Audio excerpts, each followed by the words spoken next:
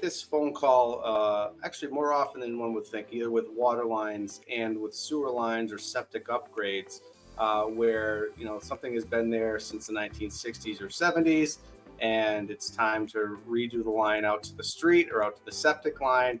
And the plumber comes in and they tie in from the old to the new. And then on the first rain that comes through, we get water coming in everywhere. So we actually just had a house in Acton, Massachusetts, where we had this exact issue. It was a water line that was going out to the street, an old copper water line that they replaced with a plastic PEX line going out. And it had never leaked forever. And then all of a sudden, it starts leaking after the first rain.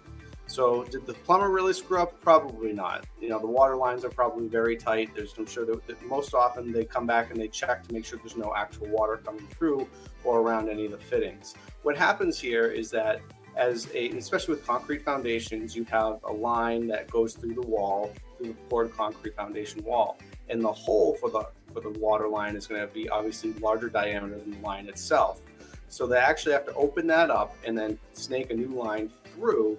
And oftentimes it does involve some excavation on the outside as well. So the combination of disturbing the soil and then opening up that void space kind of just disrupts the whole environment there. And now water can find its way through a softer soil into an area where it may not be entirely water sealed around the foundation. More often than not, whether it's the city line coming in or it's a plumber doing it, they're going to pack hydraulic cement around this pipe so that way it creates a seal there.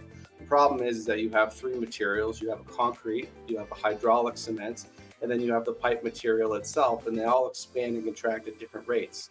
You add the fact that they then maybe excavated on the outside and that soil is now loosened and not as compact, and so water can penetrate through there. So we do get this post-service upgrade call fairly often where we have to get in, re-expose that void space. We then use our waterproofing material that'll go from the inside all the way to the outside, totally sealing off the void space, and then we recap it on the inside so it looks like nothing was ever done.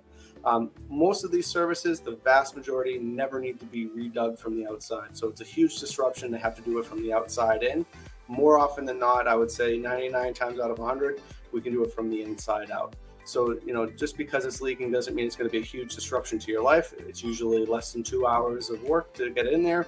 It's a warrantyable service, and that way you don't have to worry about the new upgrade causing issues in the basement that may be finished or just be a nuisance downstairs. So if you do have this issue, whether it's a septic line, a sewer line, or sometimes even electrical penetrations, please let us know. We can come in and we can help you out, and that way you never have to worry about water coming in again through these areas.